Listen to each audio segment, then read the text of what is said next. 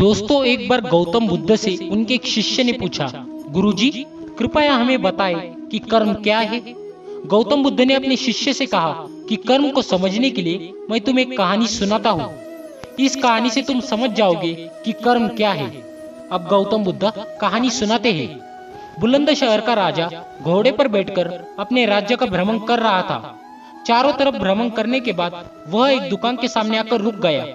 रुकने के बाद राजा ने अपने मंत्री से कहा कि मंत्री जी, मालूम नहीं क्यों, लेकिन लगता है कि इस दुकानदार के लिए कल ही फांसी की सजा सुना दूं, इसे मृत्यु दंड दे दूं।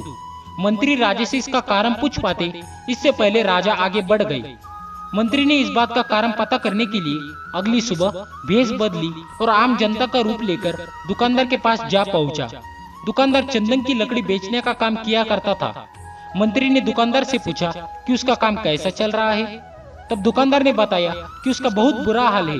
लोग उसके दुकान पर आते तो है, चंदन को सूंघकर उसकी प्रशंसा करते हैं, लेकिन खरीदता कोई नहीं। मैं सिर्फ इसी इंतजार में बैठा हूँ कि कब हमारे राज्य के राजा की मृत्यु हो और उनके अंत्येष्टि में मुझसे बहुत सारे चंदन की लकड़ी खरीदी जाएगी और शायद वहां से मेरे व्यापार में बढ़ोतरी होना शुरू हो जाए।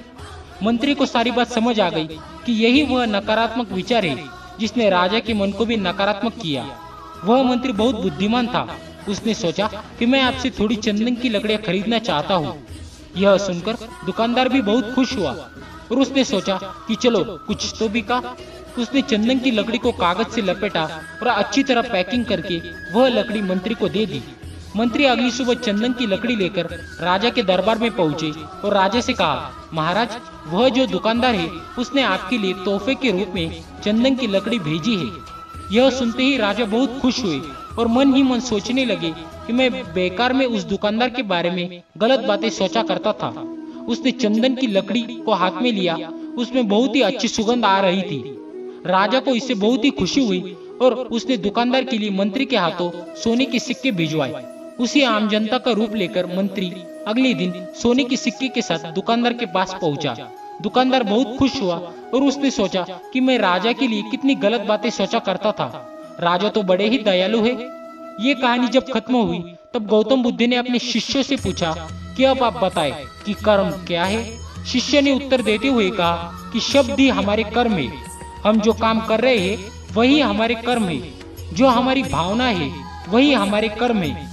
गौतम बुद्ध ने सभी शिष्यों के जवाब सुनने के बाद कहा, आपके विचार ही आपके कर्म है। अगर आप अपने विचारों पर नियंत्रण करना सीख लिया तब आप महान बन जाते हैं। जब आप अच्छा सोचते हैं तब आपके साथ अच्छा ही होता है। तो दोस्तों, आज के वीडियो में बस इतना ही। अब दीजिए हमें इजाजत। आशा करता हूँ कि आपको हमारी आज की यह वीडियो पसंद आई होगी। यदि पसंद आई हो तो वीडियो को एक बार लाइक और शेयर कर दीजिए एवं कमेंट में लिख दीजिए, जय श्री भगवान बुद्ध।